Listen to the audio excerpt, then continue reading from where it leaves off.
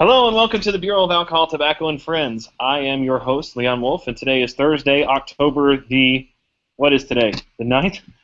Thursday, October the 8th of 2015, and we are delighted that you have joined us. As you can see by the way the panel is dressed, we're a little farther into our cups than we usually are at this point of the show, and we apologize for the quality of the programming that you're about to see accordingly. I want to thank my panel for being here. We have a diminished panel tonight. Heather Wilhelm was unable to make it and informed us at the last minute. She is recovering from a dental procedure. We wish her all the best of health. But I want to thank everybody who is here with me tonight. Here, as always, is Jeff Blehar of the Ace of Spades Decision Desk, F. Bill McMorris of the Washington Free Beacon, and Becket Adams of the Washington Examiner, all raising the bar in terms of site attire tonight, and we thank you all for your efforts in that regard. And our guest for tonight is going to be Rich Cromwell of the Federalist. Rich, glad that you're here. Thanks for having me. It's not time for you to talk yet, Rich. You do that again, I'm booting you right the hell off this show. All right, and filling in for Aaron is going to be Caleb Howe, who's also going to be joining the panel. Caleb, thanks for your time as well. I bet you didn't know you were going to be on camera tonight, but you will. All right, so let's get right into the news of the day. Of course, the biggest news of the day, and the reason that we're all half drunk already, even though it's relatively early in the night, was the chaos that unfolded on Capitol Hill when Kevin McCarthy unexpectedly announced that he was withdrawing from consideration of the Speaker's race, and basically threw the entire situation into chaos.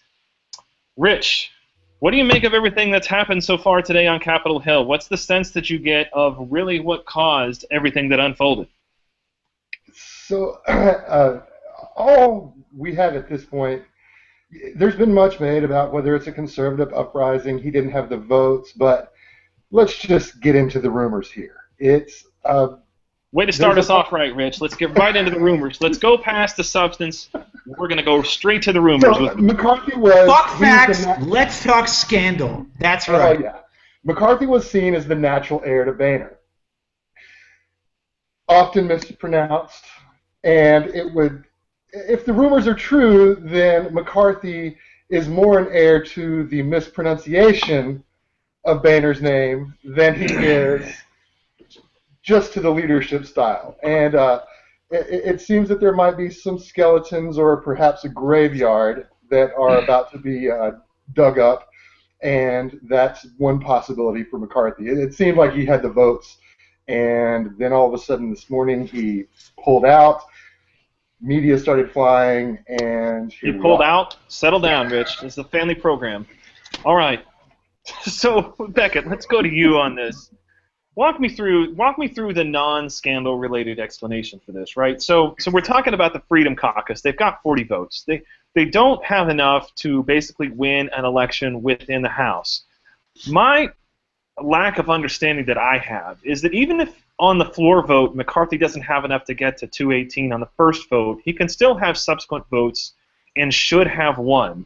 I guess I'm just not seeing the benign explanation for how he allegedly didn't have the votes, unless he had very significant defections that we don't know about outside the Freedom Caucus.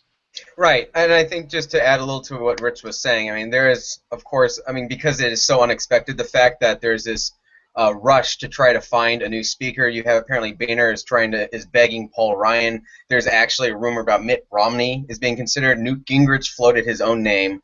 I think all that underscores the fact that this came out of nowhere. No, there was nobody lined up for second. Maybe Jason Chaffetz, like we talked about last week. Going to what Rich was saying, there's some of that. I think a lot of that is being given oxygen because it's the only thing that could explain what the hell is going on. But the problem is that at this moment, I think it's important to stress that right now that is just rumors and scandal. There's nothing more than people kind of whispering behind each other's backs. Other than that, what to make of this, I have no. Unless he maybe the guy maybe he gets into some really weird stuff. I don't think it's the vote. I don't think it was his official explanation that it's the party's ready for a fresh young face. I think it's important to remember that his family was in D.C. today from California. I don't think anybody expected this announcement, not even them or him this morning. So all I can say for her right now is I think everyone's going to have to probably buckle up and ready for some really weird stuff to come out in the news pretty soon. So, Bill, you've been covering Capitol Hill for a while as well. And one of the things, no, okay. Well, we're going to pretend like you have, just like we would pretend like Scott Lincicome is an expert on every field of law in this program. One of the things that's interesting to me, has been interesting to me about this particular episode that's played out, is the number of legitimate surprises that we've had during the course of this entire debacle, which is unusual to me. I mean, normally what you hear kind of whispered about is going to happen is what ends up happening. So when Boehner announced that he was going to resign, he allegedly told Kevin McCarthy literally a minute before he walked into the caucus and announced it.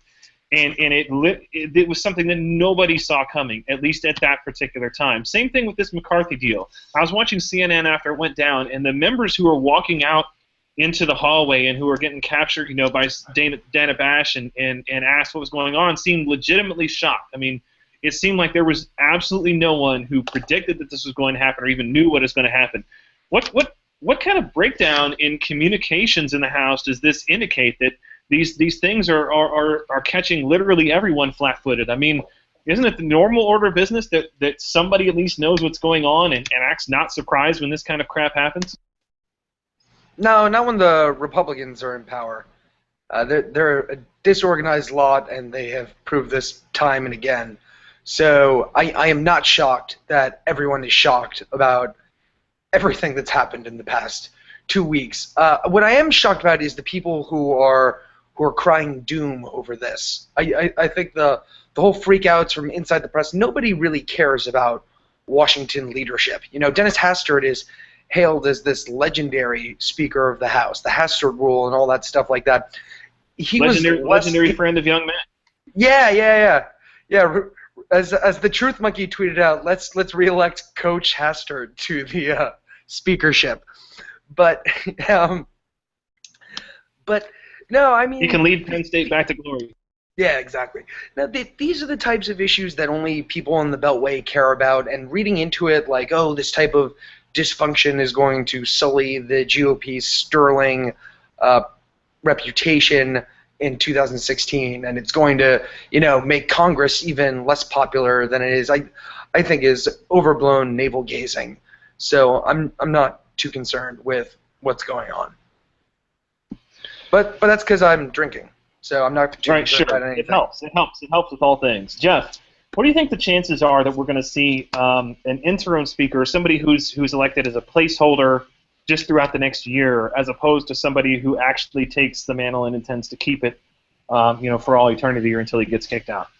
There's absolutely no intent within the Republican caucus to have an interim speaker. I can actually tell you very clearly from talking to not the congressmen, but the people who work for them. No one wants that.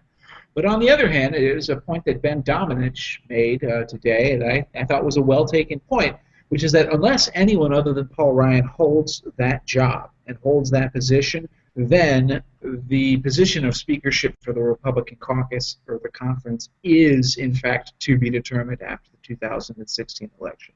For the simple reason that, look at what happens. I disagree, by the way, with what has been said earlier. People saying, oh, there must be some sort of dark matter scandal that is animating what happened with McCarthy. I mean, I've been tuned into that as much as anyone else for this matter. But I also think that his defeat was overdetermined, that it was a threefold thing where he had the whiff of scandal about the issues that we've already discussed, but more importantly than that, he had the Benghazi gaffe, which weakened the support that might otherwise have come to him, and then he had the House Freedom Caucus, who were basically a giant burr in his saddle and were barking at him. And that made it impossible for him to get to 218 votes immediately. He didn't want to go from conference to a floor vote without having that. He didn't have that. He stepped down. I think there was all those factors came into play. But that actually just points up the fact that there's a real honest-to-goodness rebellion. There's a civil war in between the various factions of the GOP House caucus. And so, who's going to unite them? Everyone has said this is CW, but the CW is correct. It's going to either be Trey Gowdy or it's going to be Paul Ryan. Trey Gowdy wants none of this. He will not take that job. He believes his Benghazi committee is a sacred job. Ryan has said no for the same reasons, that he doesn't want to move off of Ways and Means. But my God, the pressure that is coming down upon him right now is truly biblical. It's diamond formation level hard. Can he be persuaded? I still am skeptical. If he becomes a speaker, he stays beyond the next few cycles. If anyone else does, then the GOP is going to get that caretaker speaker that they do not want. And that's going to just create more problems for them down the line. Sure, and I understand your point, Jeff, about the other things that were raining down on McCarthy with respect to the Benghazi remarks. But the reality is this is kind of the mistake that we make a lot of times when we talk about electoral races. Is that we talk about, well, this candidate's in trouble because they did this X, Y, and Z. But it's not just in absolute terms how the candidate is doing. It's the fact that how are they compared to who they're running against. And who McCarthy was running against were two guys who were not going to be able to command 120 votes within the Republican caucus. Let's be clear. Dan Webster as a candidate against Kevin McCarthy was a joke. Dan Webster most likely won't even have a seat in the next Congress because he's going to be redistricted out of it once Florida returns their next map. All right, Josh Chaffetz, I think, got into the race precisely because there were a number of people who were kind of wary about that, and then the House Freedom Caucus just said, fuck it, and they endorsed Webster anyways. So those aren't serious candidates, which is why I made the very funny gaffe that people have been making fun of me for all day today, where I said, the Chaffetz, this, Webster, that, it's over. It's all pro wrestling. McCarthy will win. Of course, he just dropped out of the race today. Literally 30 seconds later. Yes. Well, no, it was the next day. I'll give you that much. But but the point is that there are no serious challengers, and everybody knew this. It was all just assumed to be a matter of, okay, well, you've got to give me this, and we'll give you that, and we'll make promises and assurances. You'll get your votes. There won't be any public embarrassment. And then that all fell apart when McCarthy dropped out now. And the question is why. Caleb, we're going to go to you, and I guess the logical question that everyone's kind of holding their breath about is what Paul Ryan is going to do. What's your sense, if you had to guess, love the outfit. Appreciate that you are going to one-up Bill and Becket with the outfit tonight. Wait. Is Caleb holding, what is he holding, a hammer, a golf club, what? It looks like a squeegee. What do you got there, Caleb? My take is that McCarthy's probably going to win. Right, thanks. What do you think Ryan's going to do? You think he's going to throw his hat in the ring, and if he does, you think he's going to stick around for the long term, or just I've never seen Paul Ryan wear a hat.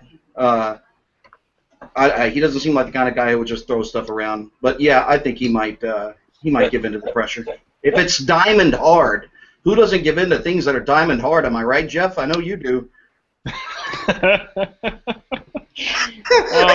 You son of a bitch! Was that a Renee Helmer's? Was that No comment on Renee Helmer's. Yeah, it's all right. So let's talk about possible alternatives to Paul Ryan if he decides that he's not going to throw his hat in the ring. Rich, one of the things that's been bandied about, and actually Brett Baer brought this up as a possibility, is that Boehner might take back his resignation. What do you think the chances of that happening are? And if he does, will he face a leadership challenge regardless? I think it's a very good possibility at this point. Although, he kind of went out on his own terms, making these deals, trying to finish up what he saw as his work of keeping us crazies, because I'm a crazy person, at bay, and wrangling everything. So I think that unless somebody like Ryan steps forward, then Boehner is going to take it back and oopsies and try to stay. But that's gonna enrage the crazies like me even more. That not that I was excited about McCarthy, but it's just I'm an intransigent crazy person who doesn't care about the way that Washington works. I don't care about the deals, so I want Boehner out. So I support somebody challenging him, and I think that there's enough crazy people like me who would also support that, who would come in and challenge him. Let me throw this one out to the panel, and I want to ask kind of anybody to weigh in here on a free-for-all. I've heard at least 3 names as possible alternatives to Paul Ryan, especially if Paul Ryan refuses to get in. The 3 names that I've heard as possible candidates are Marsha Blackburn of Tennessee, my own congresswoman, Lynn Westmoreland of Georgia, and let's see, who's the other one that I heard? Gosh, somebody help me out here. Who's the other one whose name's been thrown in? In any event, what do you guys think about the chances that somebody else could possibly unify the caucus? I think that Blackburn, who's not somebody that I'm terribly excited about, in spite of the fact that she represents my district, could be someone who could possibly unify the caucus. Henserling is the other one that I've seen his name thrown out there. I'm glad that you're reading the comments here, Leon, because I actually threw out his name there, and you clearly didn't even bother to pay attention. Well, I read the comments, just not yours, Jeff's. Like it's like my brain automatically skips over Jeff Blehar in the little comments over on the side here. I'm sorry, I apologize. You know what? I consider. Why it one didn't of my you read reviews mine? that I don't blame you for not paying attention to my comments. What do you guys think? Are any of those three or someone else possible to unify the caucus and bring order to what is right now the most chaotic situation I've seen on the Hill? Becket. B. I choose B. All right. I like Henserling was real popular on Twitter today. I think Henserling was really getting people excited about something. All right, guys. Well, thanks very much for your input on that question. Well, no, I think like Caleb, I honestly, I don't know. This whole thing came out of left field, and with all the various people saying, hell no, I don't want the job. I mean, even Nancy Pelosi was joking about nobody wants this gig. I don't know who steps up at this point. A couple days ago, I would say maybe Jim Jordan would have been realistic, but he apparently has, drawn away, and he has no interest in it as well. Right. So I'm at the point where I'm just kind of sitting back and seeing how this plays out. Well, Leon, you know that the solution is to go to the Democrats, as you were writing about tomorrow. Yeah, and this is, I mean, and Caleb, you've got a post up at Truth Revolt. I'm going to have a post tomorrow about your buddy and mine and Jeff's favorite congressman, Charlie Dent from Pennsylvania, who immediately after the vote came out and said, on behalf of the moderate caucus, you know what, essentially, to hell with the conservatives, we're going to go make a deal with the Democrats about a speaker. I mean, I think that we all feel like that's a remote possibility, but now, I guess the point that I want to make here is fuck Charlie Dent. I mean, fuck him. I mean, nobody from the conservative caucus was out there saying that if we don't get the candidate we want, we're going to go to Nancy Pelosi and make a deal with the Democrats to run this thing jointly. It's the damn moderates who always come out and say this shit, and then everybody says, well, it's the conservatives who are the problem. And my response to that is fuck that. The evidence is the conservatives are willing to abide by whatever the result is. If they had lost and McCarthy had won, they would have gone out there on the floor and eventually voted for McCarthy. It's the Charlie fucking Dents of the world who are always going out there saying, no, I'll just become a Democrat or I'll vote with the Democrats and we'll get somebody reasonable in here. You want to say the word, Rhino? You want to? I'm not going to say it. You know what though? We should entertain the possibility. Like let's all just show up and rally and unanimously vote for like Bernie Sanders to be the House Speaker just to boost his credentials against Hillary Clinton. Like let's make a difference in the election by just naming Martin O'Malley House Trump. Speaker. Somebody who's not even nominated. Yeah, we should just Bernie Sanders is not even there. Should just be like in the news one day. Bernie Sanders elected Speaker of the House, and he's not even like told that he's being. Yes. Bring Newt back. Bring back Newt. Let's make this happen. The Space Caucus. I think that at this point, though, it's got to be for the humor value if we're going to do something like that. And it's not as funny with respect to Newt because he's already said that it should be me. It's got to be somebody who's totally not expecting it. You know what? There should be a reporter just approach Bernie Sanders in the middle of his campaign event and just be like, sir, you just got elected Speaker of the House. What's your comment on this? Yeah, exactly. I think it should be done. To Bill's point, if we're going to make a difference in the election, Hillary Clinton. She loves to hedge. She loves to not have an opinion. She just kind of go with the flow. If she's Speaker of the House, then she's got to go on record on some things, and she can't throw that server away. So let's make a difference. Hillary Clinton, Speaker of the House. Yeah, so that's a good. She doesn't need a private server because that's not subject to FOIA. Congress exempted themselves. So yeah, that's true. That is true. But that is a good segue to the next thing that I wanted to talk about, which of course is the TPP, Trans-Pacific Partnership. We're going to go to Becket for the first question on this. Look, obviously, we want to talk about this now that Scott Lincicome is here. Now that we have the one issue that Scott Lincicome is actually an expert on, we're going to discuss international trade, and he's not here.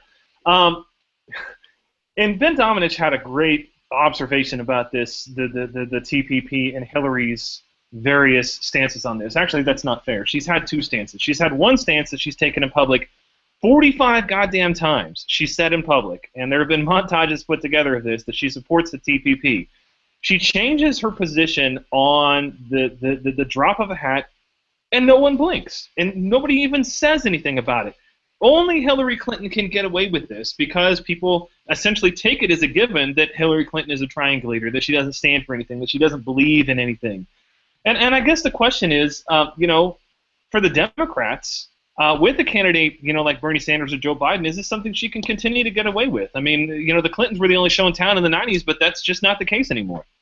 Well, I think we're saying I might actually dispute a little bit of the she gets away with it. The thing is, she gets away with it with a lot of people, with the people who it matters, which is the voters. I think, much to Scott's chagrin, and I wish you were here to comment about it, average voter doesn't really quite understand TPP or care, really. And that's, I think, fair, because this is an issue that is kind of in the weeds a little bit. But yesterday, if you were following just some of the public chatter in the press, it was pretty bipartisan, the criticism that she got, a lot of eye-rolling, a lot of people saying flat out this is just naked pandering. It's a lot of the same kind of criticism she got for suddenly coming out against Keystone, which she did the afternoon the Pope visited D.C., so it was kind of a well-timed event. Will she get away with this stuff? I think she gets away with it as long as it doesn't really hurt her with voters, because like most everything else about Hillary Clinton, everything is poll tested and group focus tested, and everything is calculated and political. In some ways, that does hurt her in polling. People think she's untrustworthy. People think she's a liar. But do these things outweigh, the excitement people get when they think about being able to nominate the first woman to the White House or something?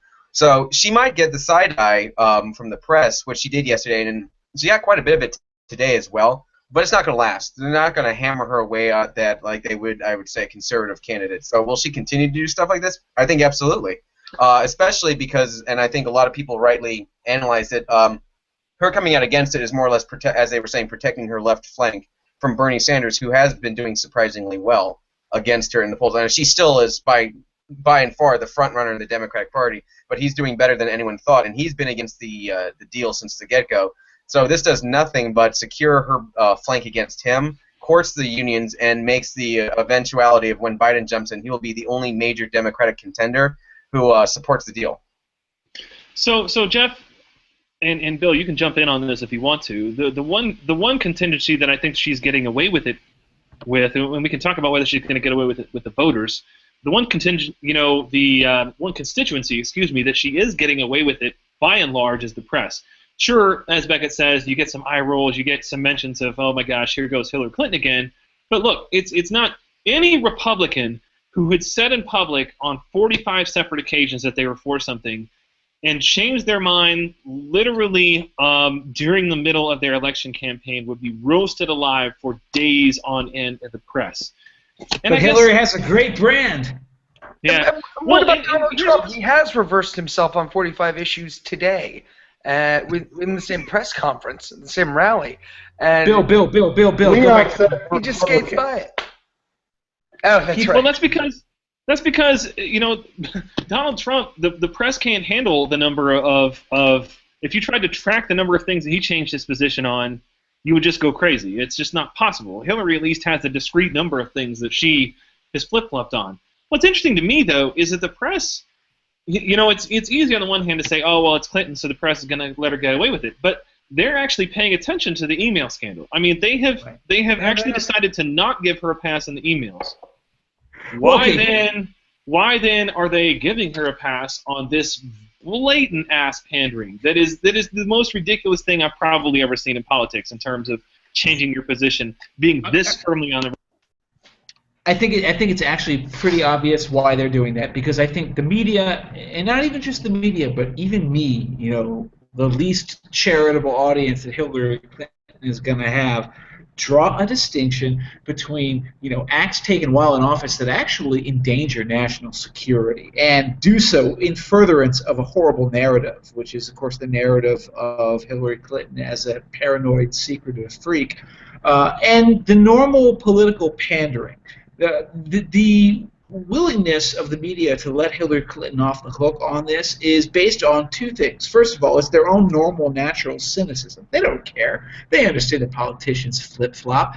But the ones that they end up really sticking it to are politicians who run as conviction politicians. Politicians who run as, I believe this, I stand on this.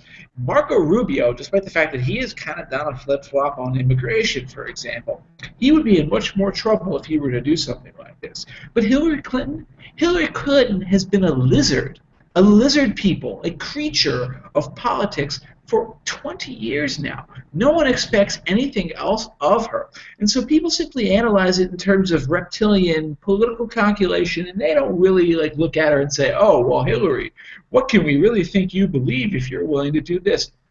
They don't mind, they don't care. I actually, for once, don't think this is a case of enormous hypocrisy on the part of the liberal media. A lot of other times I would analyze it in those terms. This time, I just think it's like, we all know who Hillary is. Hillary knows who Hillary is. The voters know who Hillary is. And to be honest, that's something that's harming her. And they're not even shying away from that angle for covering her.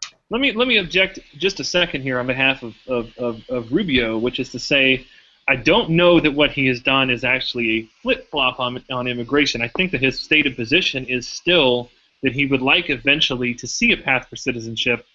It's just that he understands. Yeah, but you know what? I get it. But you know what? It feels like the kind of hair splitting. I think there's an intellectually cognizable distinction that you're making there, but it feels like the sort of hair splitting that Mitt Romney was making when he was saying, oh, well, the individual mandate is fine for a state, but not on a national level, because who the fuck understands federalism?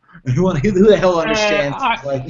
Regardless of whether you agree with that or not, and I don't want to get into a side discussion about that. It's different from Hillary Clinton unequivocally saying in public, I support the Trans-Pacific Partnership, and then turning around and saying, now that I understand what it's about, I don't, when presumably she had all this information before. Bill, what are your thoughts on this?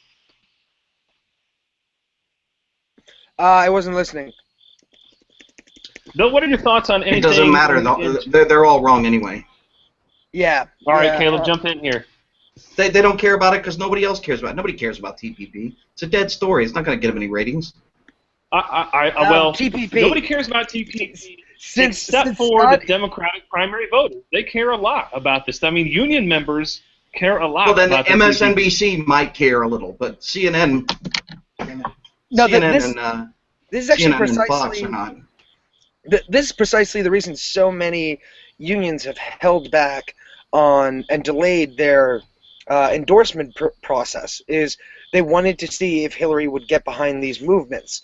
And there is Joe Biden is hugely popular among union members, as is Bernie Sanders for very obvious reasons. Hillary Clinton is not a natural ally of unions.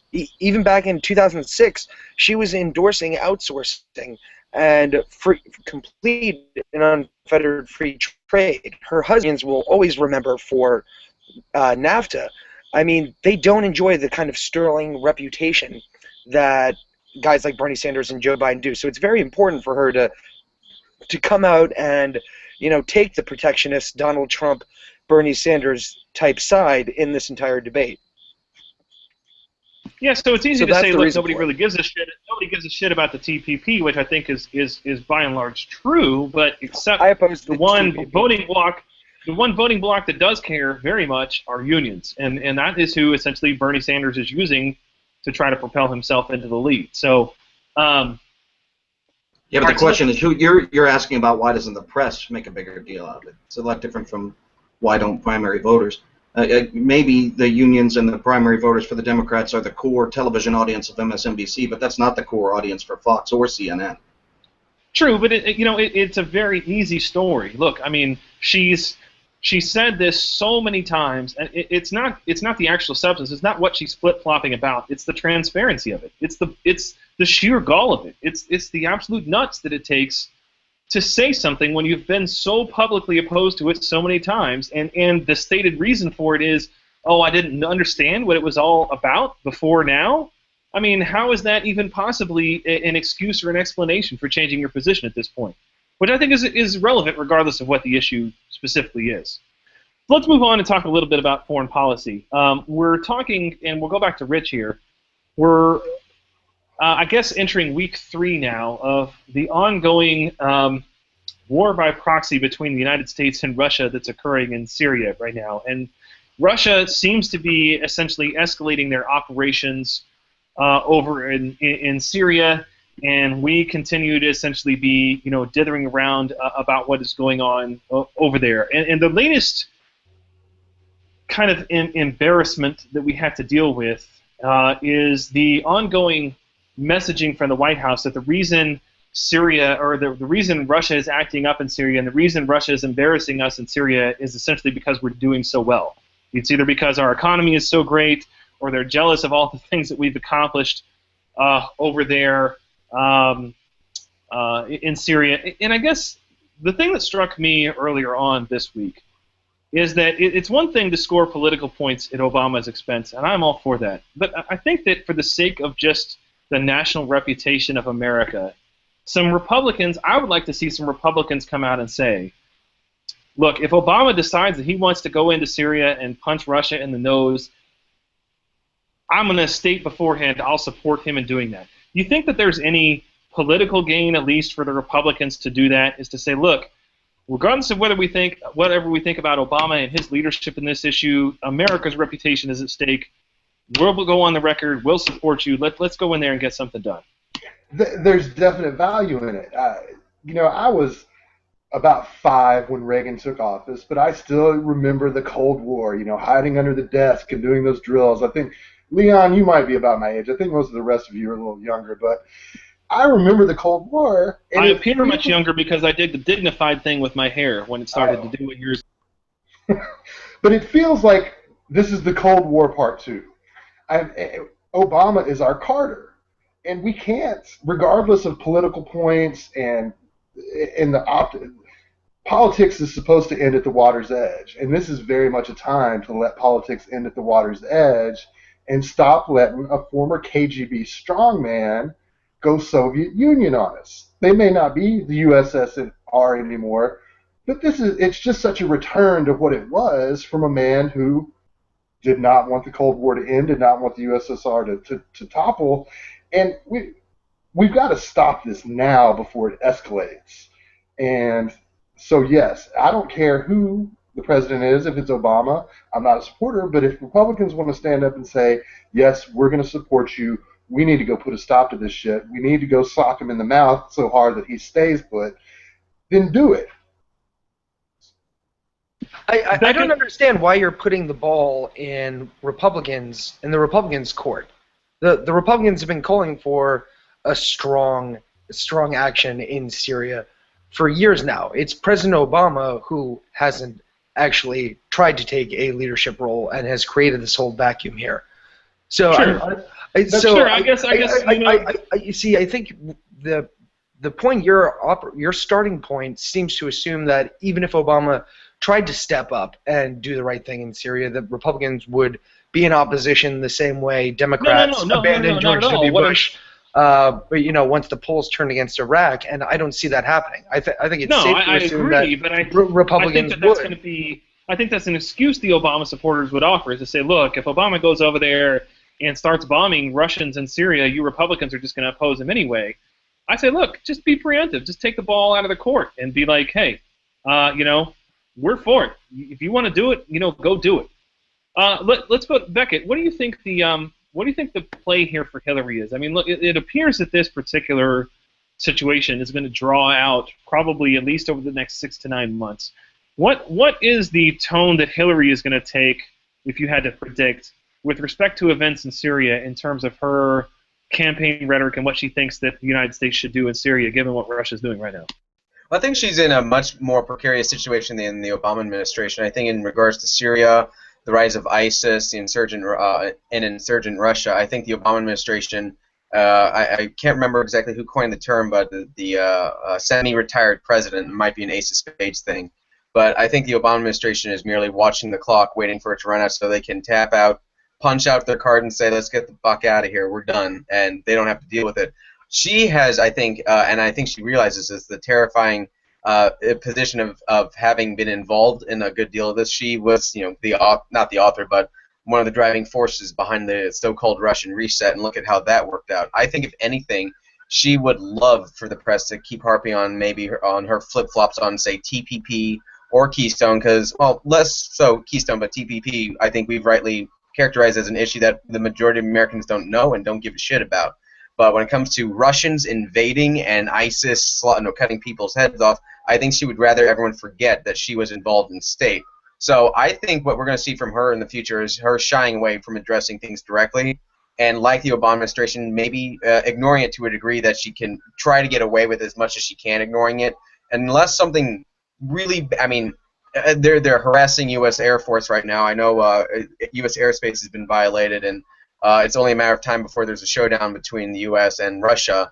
I think at this point, I wonder if there are not people on her team who are just hoping that doesn't happen and she doesn't have to talk about it. If Rubio and the rest of these, especially Rubio, because I think he has got pretty good foreign policy chops, if they're smart, they're going to hit her on this angle and hit her hard and make her answer to it and comment on it. I think until then, she's going to skate by and keep talking about these, political identity politic issues, talk about being the first woman, that's what makes me strong, health care for everyone, so on and so forth. I don't think she wants to talk about Putin at all. Jeff, of course, before we have our next episode of the Bureau of Alcohol, Tobacco, and Friends, we're going to be treated to the spectacle of our first Democrat presidential debate. Do you think that any of the other Democratic candidates on stage will take Hillary to task for any of the foreign policy issues that are currently plaguing the Obama administration? Or do you think that they're going to really stick to the domestic stuff and talk about, kind of the borderline issues that they're discussing? I mean, is foreign policy going to be an actual issue in the Democrat debates this year? I think the only one that might conceivably do it would be Martin O'Malley, for the simple reason that he has already really stood out among the Democratic candidates, if you could call him a real candidate, given that anybody who's polling at 1% to 2% nationally in the Democratic primary is kind of struggling. He is the only one who has struck a dissonant note in saying that Hillary's email scandal is a real problem. Everyone else comes out here and says, oh, this is a partisan issue, this is a partisan issue, this is a partisan issue. O'Malley walks out there on the stage and says, this is a really serious issue, this is a really big deal. So if anyone is going to make that hit on Hillary Clinton, it will be O'Malley. I do think that one thing you are never going to see hitting Hillary Clinton on is Benghazi. I think that is a suicide rap for anybody in the Democratic primary, because that line cannot be broken. That was kind of the equivalent of Newt Gingrich hitting Mitt Romney for saying, oh, you fired people, you're a horrible, horrible person. And the way the Republican caucus, even if they didn't like Mitt Romney, we rebelled, saying, no, but that's a hit you can't make. But hits on Hillary Clinton's, cack-handedness when it comes to Syria or Libya, I think those are fair game, and I think O'Malley is the most likely one to make it. I don't think you're going to see Bernie Sanders making it, which is really the important issue, because Bernie Sanders is the only one who's going to be on that stage who's a serious challenger to her. But that's mostly because Bernie Sanders doesn't have anything at all, realistically, to say on foreign policy matters. All he is a domestic stalking horse for discontents within the Democratic Party. So, yeah, if you're going to bet on anyone, bet on O'Malley, and don't bet that it's going to make much of a difference. So, Bill, let's talk a little bit about the upcoming Democrat debate. And I think that we make the assumption, here a lot of the time that the Democrat Party voters are going to behave in a way that's a lot more predictable than the Republican Party voters. And there's probably something to that. I think we all assume that, Hillary's going to steamroll to the nomination, with the possible exception of, something happening with Joe Biden, or maybe, Bernie Sanders has a very outside chance of making something happen. But, if you look at the Republican side, definitely nobody could have predicted 3 to 4 months ago that Donald Trump would be running away in first place and that Ben Carson would be in second place. And I think that it's, things like, debate performances and so on and so forth that have caused that to happen. Do you think there's any chance that, especially in light of the fact that Hillary Clinton is really bad at debating, that something happens in next Tuesday's debate that catapults someone on the Democratic side into an unexpected level of attention? No. Thanks, Bill. That's all you got? That's why I get paid the big bucks to be on this show, man. Let it go, Bill. Let it go, Bill. Bill, go out on a high note. Let it go. Yeah. Yeah. No, I don't see anybody really gaining much from these Democratic debates. As long as, the Democratic primary voter is waiting for the other shoe to drop and see if Joe Biden comes in, I don't think you're going to see these early debates really make much of a difference. And I think if Biden was to enter, he would announce, the day after the debate. That can make the debate news, as if he announced the day after because he was so concerned about the state of the Democratic Party and maintaining Barack Obama's legacy. In fact, if I was a campaign consultant, the smart thing for him to do. No, the campaign consultant would tell him if he's going to announce on the day of the debate. Announce it right before they go live, completely swamp coverage of the debate with news of Biden getting into the race. That will completely obviate any coverage. Yeah. Caleb, what do you think? That's not what Biden means, but okay. I couldn't hear you. Caleb, you think Biden will jump in? I can tell you this. Someone I know knows people that are with him, and they seem to think it's pretty much a certainty. If he jumps in, will he beat Hillary or will he lose to her? Yes. You have no prediction at all. Whether Biden would beat Hillary? You think Biden will beat Hillary? No. Probably no. Biden draws out of the same pool that Hillary does. The worst case scenario is that Biden splits that pool of voters that Biden and Hillary both equally draw from and creates an avenue that Bernie Sanders, God forbid, could win the nomination. But you got to leave room open for Hillary either suddenly taking a huge surge or suddenly taking a huge dive off the deep end. So, right, if she gets indicted, right? But right. See that if I was Martin O'Malley trying to make a splash, that would be in my opening statement. Be like, my first act of office will be pardoning Hillary Clinton, and then just having that be the opening statement. That would change the debate. I'm going to go on record. I don't think Hillary's going to be the nominee. She seems certain for so long, but I used to work for an NBC affiliate, and so sometimes in the mornings I like to punish myself by watching the Today Show. And the other day on the Today Show, there was like this pancake breakfast or whatever the hell with Hillary. And retail politics matter. And that no thing matter in how New Hampshire, is that what you're talking about? Yeah. And no matter how good Bill is at retail politics, it doesn't transfer to her. The only way Hillary wins is that she just doesn't appear anywhere. When she talks to people, it's awful. She's prickly. She has to just stay away from television. Then she can get the nomination. But if they put her on TV, I think it's all over. See, and I saw the same thing, Rich. I saw this exact same thing, and I wrote a post about it. And she had a sit-down with Savannah Guthrie, who is not a hardball interview, okay? Savannah Guthrie is like the most softball person that you can hope to get an interview with in the news media. And Savannah Guthrie ate Hillary Clinton's fucking lunch. I've never seen such a thing in my entire life. With the email, she had just basic follow-up questions. Hillary was terrible at it. And this is the thing, look, Jeff, you mentioned, pool of voters. And I people always talk about this. Well, they're fighting over this, the people who believe this, the people who identify in this demographic.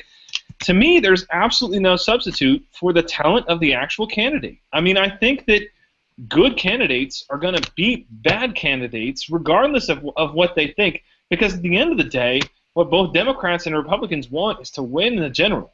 I mean, okay, but here's the thing. Ted Cruz is not a good candidate. Okay? Right. Ted Cruz is oleaginous and kind of vaguely, he looks like he's covered in a perpetual slick of canola oil, and yet he's going to draw a solid 9 to 10% right up until the end. In fact, I think at the end of the day, it'll be a establishment candidate versus him for the final nomination. Now, why is that? Because the ideological base on the Republican Party is going to force that kind of a showdown. Same thing occurs in Democratic primaries to a lesser extent. In 2000, you had Bill Bradley versus Al Gore. In 2004, until Howard Dean went yeehaw in Iowa, you had the same thing shaping up. I think that Bernie Sanders is in some ways more impressive as a candidate than people are willing to grant, but he isn't any sort of charismatic powerhouse. He's like an old, He's a Brooklynite transplanted to Vermont. He's like, he's the kind of guy you would try to send back soup at a deli. That kind of. I'm not talking about Bernie. I'm talking about Biden. And Biden is not. Okay. Biden's not. But the thing is that Bernie is going to hang on. My point, the entire point is that Bernie will hang on to most of his voters because they are drawn to his ideological purity and integrity. Biden can so easily be attacked, and Hillary doesn't know how to go after Bernie Sanders precisely because Sanders is pure. That's why she's trying to get to his left on guns, which is the only play that she has. But Biden can easily be attacked. If Biden gets into the race, Hillary has a metric assload of oppo that she can and will dump on him, and that will drive his favorable ratings down very quickly. Biden is never going to be more popular as a candidate than the day he announces, which is why I really do think they're going to end up cannibalizing each other's votes, and the real danger is that they create a space for someone like Sanders, who is, I still believe, truly unelectable, to thread the gap. I think you mean the day before you announced. So I have to disagree a little bit about Ted Cruz, and I think that Ted Cruz illustrates the point that I'm trying to make. And Ted Cruz is a guy I like, and he had a hearing this week that was dynamite on the effect of regulation on minority businesses. But the point is that I don't think that Ted Cruz is going to be one of the last couple guys standing, regardless of the ideological battle, because the reality is he's just not as good or as talented of a politician as Marco Rubio is. And I think that at the end of the day, Rubio is going to essentially clean house with all the other candidates who are left standing, which is why I think, ultimately, regardless of what we think about where the candidates are ideologically, and I think that that's what tends to draw the battle lines now, when it comes down to it and voters actually have to go in the ballot box and pull the lever for somebody, the Republicans are just wanting somebody who can beat Hillary. And the Democrats are just wanting somebody who can beat the Republicans. And what they're looking for more than any sort of ideological bent or anything like that is a talented politician. Now, is Joe Biden that guy? I mean, look, he's not great. He's not Marco Rubio, but he's without a doubt better than Hillary Clinton, who's one of the worst people I've ever seen at this. I mean, she's legitimately terrible. If she was not a woman, if she was not Bill Clinton's husband, she would not win as the mayor of Cuyahoga, Ohio. I mean, she would just not stand a chance. It is solely those two attributes that are catapulting her to national prominence, and they're not going to be enough, I think, at the end of the day, even for Democrats, especially if Joe Biden gets in the race. I think they'll be enough to carry her over Sanders. I don't think they'll be enough to carry her over Joe Biden. Bill, agree or disagree? Disagree. Appreciate your contributions to the show. No, in terms of... I was tweeting. I wasn't paying attention. The color of your shirt... Bill, are we gonna have to excuse you from BATF because of the CC Sabathia issue? Are you gonna have to check into rehab after tonight's show? Wow. That's a fresh wound that you're pouring salt on, buddy.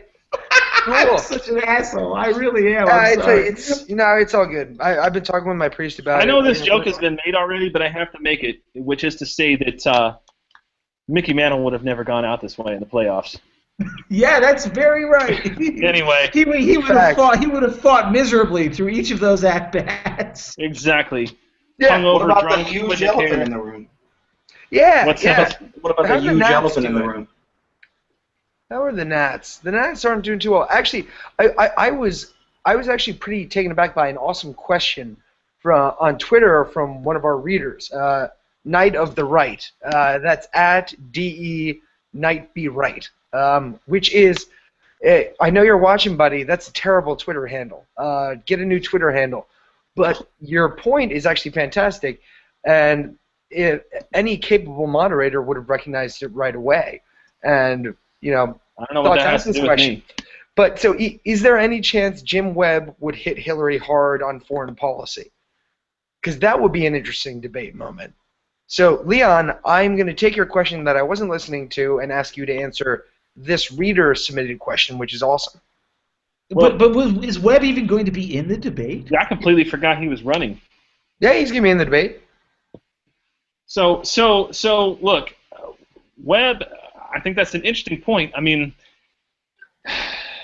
and I think that Webb could, score substantively against Hillary on foreign policy because Webb really doesn't, for whenever you think about Jim Webb, he really does not give a fuck about what anybody in the Democratic Party thinks about him. And he is the one guy who will let loose on Hillary with no thought to his future career because he doesn't care. That having been said, in order to score a substantive point, he has to be a guy who has a chance with Democratic voters. Webb doesn't because he's too heterodox on too many of the issues that the Democrats don't tolerate heterodoxy on. That's my take about it. But he'll be entertaining, at least on the stage. If nothing else, Jim Webb is always entertaining. So let's move over to the Republican side of the 2016 ledger, and we're going to go back to Rich. And if you look at the polling post the first debate, it looks like we've kind of settled into this pattern where Trump has fallen down to around the 25%, and then Carson about 16%, Fiorina between 10 and 15%, Rubio behind but climbing, and then everybody else, Jeb Bush, and falling on down the line. What's your prediction for where we're actually going to stand on debate night for the CNBC debate in Denver on October the 28th? Does Donald Trump still have a lead, and if so, how much? We've obviously seen Donald's ceiling. I think he's going to hang on to the lead. The fact that he's still hanging around, he's kind of switched it up and is running a slightly more conventional campaign. He tweeted, who the hell was it? He tweeted positively in defense of another Republican the other day, which was amazing because normally he just trashes them all. It was Carson. And so I think he's going to maintain his lead. Do I think he's going to be the nominee? No, I still don't. I was a Perry guy. I like governors. I think we're going to end up with Rubio. This is a long, painful shakeout. So I'll say Trump is probably hanging out at 22, 23%. I think he'll probably lose a few points between now and then. I think he's going to maintain the lead. I don't think the dynamics are going to shake up that much before we get to the next debate. But I think we're starting to see the decline of Trump, and he's going to get bored and go out. Fiorina is going to move up. She's had some powerful statements. She's got, regardless of your feelings about her tenure as CEO, she's had some business experience, which people are going to value. Carson is, I'm more vexed by Carson than I am by Trump, to be honest. He talked trash to Obama at a speech once, and sitting at number 2. But I don't think there's going to be a huge poll shakeup, but I think the polls are completely meaningless right now is the takeaway from all this. Did you guys see Trump's rally today, though? Did you watch it? No, I didn't. The one in Vegas? I watched like 10 seconds of it. He brought a Mexican woman onto the stage, and she just started screaming in broken English, yes, I love Trump, White House 2016, and just screaming. And Trump is sitting there like massaging her. Yeah. Trump's massaging her shoulders and then takes her copy of People magazine and autographs it with a Sharpie. It's like this guy is running 10 revival meetings while Republicans are sitting there trying to get on CNBC. Maybe you'd think that Mike Huckabee would be the chief tent revivalist in this field, but it turns out it's Donald Trump. And I don't see that going away and subsiding. I actually think he's going to be around longer than we give him credit for. Like, I actually think he's going to make it to Iowa now and then drop out when he loses. So let's that's a good segue for the next thing that I wanted to do here. I'm going to go down the panel. I want everybody to chip in, and the question is going to be, let's have an on-air Deadpool right now. When do you think Donald Trump loses the national lead in the RCP average? And if you think he's going to win the nomination, say that. You can either just give a date, or you can give a date with your analysis of why you think that is going to be the date and what you think it's going to be. So let's go with Becket. You're up first. What do you think? I think the CNBC debate won't be the death of him, but I think that will be the last one where he has any sort of real showing. The last debate, like we were all talking about, it was abnormally long, but even if it weren't 3 hours and if it were just 2 hours, he was bored, tired, off his game. Fiorina, as Rich Lowry rightly described, basically cut off his balls with the precision of a surgeon.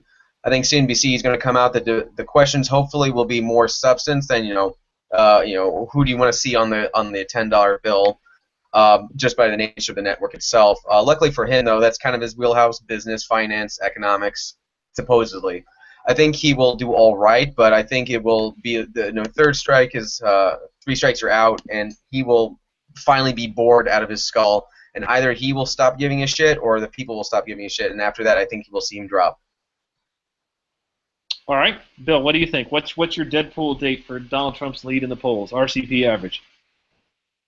After the Fox Business debate in November, I think he keeps losing, and pretty much if I think that's when you're going to see him fall out of first place. I still think he'll maintain a sizable command, a sizable lead. I don't think he's going to fall to Chris Christie or Kasich numbers, but he's going to be knocked out of first place. And yes, I am giving you a long answer because I've given you so many one-word answers today, and now I purposely want to fuck with you. Thank you. Appreciate that. I disagree a little bit. I think that when Donald Trump falls out of the lead, he's going to fall to 0 or close to it fairly soon, because I think that part of the entire appeal of Trump is that he's in the lead. And I think that once he's no longer able to say, I'm winning in the polls, I'm doing great, I'm kicking everyone's ass against everyone's expectations, I think his followers will flee him faster than rats from a sinking ship. So, Jeff. That's wrong. All right, Jeff, go ahead. I would say, you're next. Very quickly, I would say that I think Trump's going to maintain a sizable plurality, not a lead necessarily, but as others have said, something in the high teens, right up until Iowa and New Hampshire.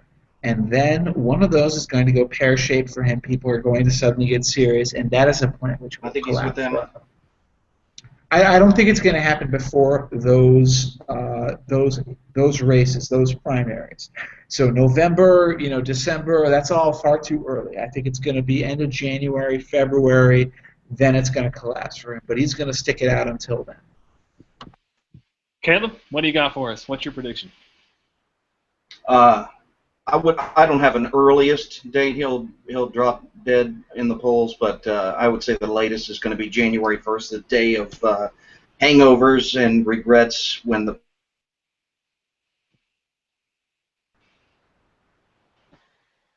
He's absolutely right. All right. Rich, what do you think? What's your prediction? I'm going to have to agree with you, Leon. A lot of Trump's appeal is that he's a winner. He's winning. He's in command.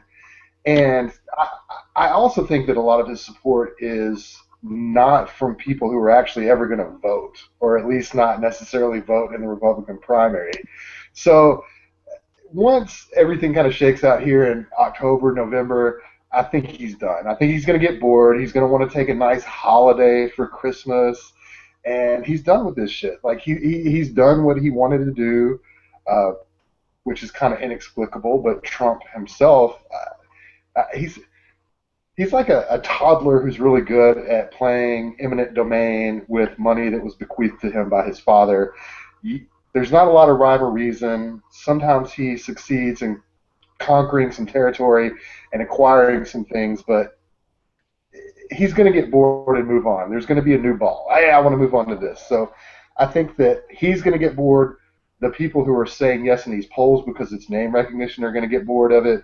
And November, December, he's going to be out, and it's going to move on to where polling still is kind of ridiculous, but it's going to be a more accurate reflection of what might happen for 2016. And for me, I'll just say, I think November the 1st will be the last day. And maybe I'm early on this, but I feel like I think he's already on the way down. He's already getting less attention in the media. It used to be, as I wrote today, RedState, every time Donald Trump broke wind, CNN would break into whatever they were covering and cover Donald Trump breaking wind, and they no longer do that. I think without that oxygen, his campaign will dry up and wither on the vine rather quickly. I think that by the time the dust has settled from the CNBC debate, he'll no longer be in the lead, and he'll end up, I think, dropping out before South Carolina. That's my own prediction. So last thing we're gonna we're going to end with, we're going to do another one of these kind of round robins, and then we're going to close off the show, is what's your prediction right now for who wins on the Republican side of the field? Who comes away with the most delegates and gets the Republican nomination if you had to pick right now? Becket, who do you got? Marco Rubio. Becket, that is correct. Bill? Oh, sorry, I was about to pee outside. Marco Rubio. Marco Rubio, and thanks for that information, Bill. Jeff? Rubio, it's clearly the one. Caleb? Well, I would think Rubio, but I feel like I should say somebody else, so Newt. All right, so yeah, well, somebody's got to be wrong on the panel. Rich, what do you think? It's going to be Rubio. Yeah, it's interesting. I agree with the panel. I don't see that there's another way that it shakes out in the final analysis, even though Leon, here's the scary thing: are we all literally captured by our own kind of CW bubble here? Because I can't think of a better choice. I really can't. But, Yes. Holy shit! What if Carson does? It's not so certain. It's not so certain if you go to the water cooler and ask him. Yeah. No, it's absolutely not. But we all look at underlying factors and things. We think, hey, we know better. But what if this cycle really just is a break from the past? I think it'll be Rubio too. But I've thought a lot of really crazy things in the past weren't going to happen, and they did. I remember being on this show, pretty much the same panel, except for Rich, and we all said Scott Walker was going to dominate. Well, I don't think we said Scott Walker was going to dominate. We all said Scott Walker. But we all thought Rubio was a good candidate in the time, and the truth is, we all loved Perry in June. Look at us now. But that was before they proved themselves out. We just doomed Marco Rubio. I just want to say, I won't do that. I'm not going to lie. I think that Rubio is a very effective candidate. Yeah. He speaks very well. He is telegenic. He speaks he's so well. way down on my list. I would, I want a bruiser. I want somebody who's going to go in and just be an asshole. I would rather have Ted Cruz than Marco Rubio. But looking at how elections play out, looking at how it's all about, it's a marketing campaign at this point. Look at who were the first two out, governors. So that's my choice. I'm actually not super excited about the fact that it's Rubio.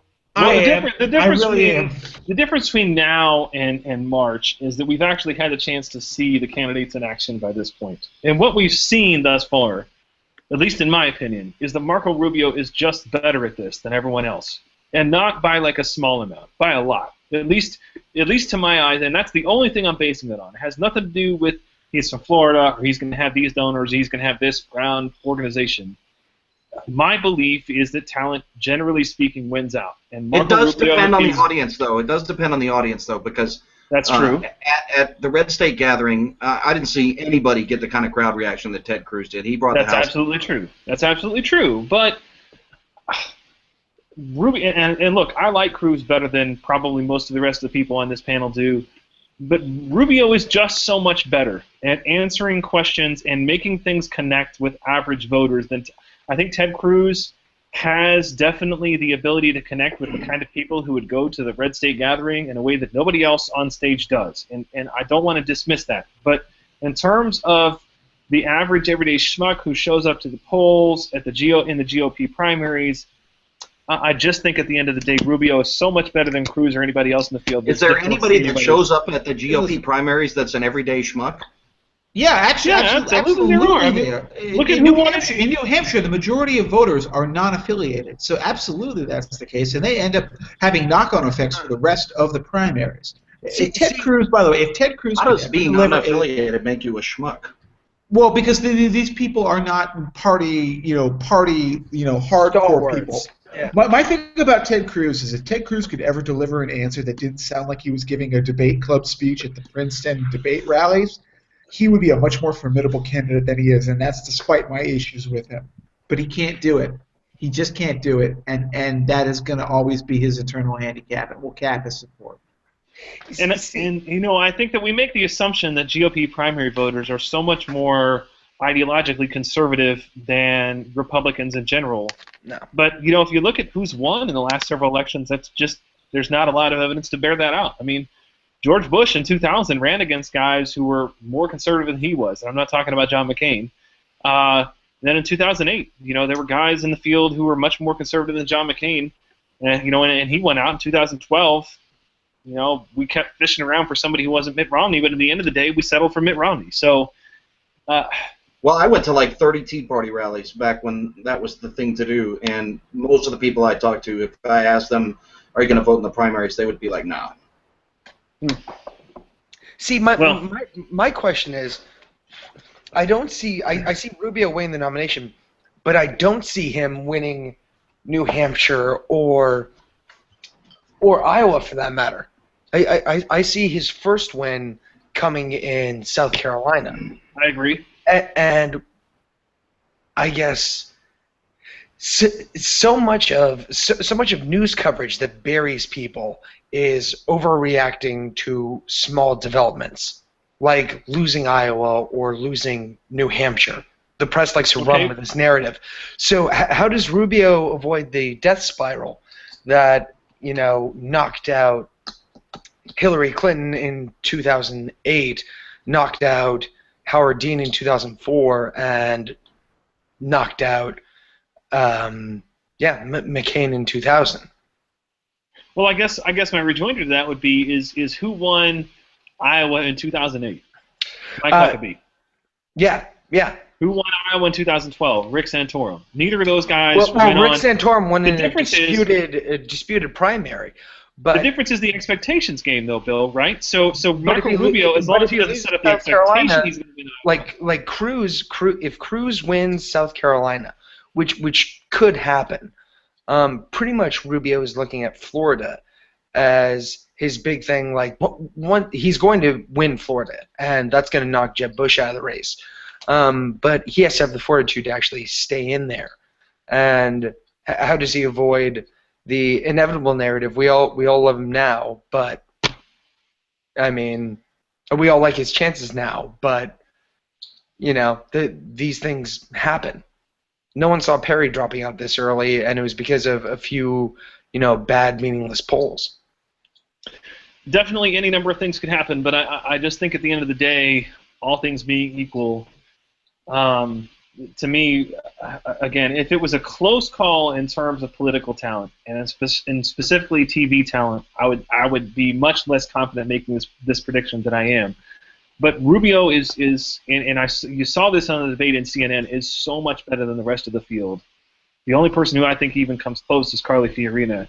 That I think at the end of the day, it's difficult for me to see anybody else winning unless some unforeseen scandal comes out that we don't know about that ends up sinking Rubio. But we're out of time. We're going to close off the show for tonight. I want to thank my panel for being with me on what has been a long day for those of us who cover Republican politics for a living. So I want to thank Becket Adams, the Washington Examiner, Bill McMorris of the Washington Free Beacon, Jeff Blehar, the Ace of Spades Decision Desk. Thank you guys for being here as always. Thanks, Caleb, for filling in for Aaron and for your contributions in the show, which consisted mostly of wearing sunglasses and showing a gun, and also producing the show. Thank you very much for being here, and thanks to my guest, Rich Cromwell, for being here as well. Thank you to the audience for tuning in. We hope you'll be with us next week again on the Bureau of Alcohol, Tobacco, and Friends.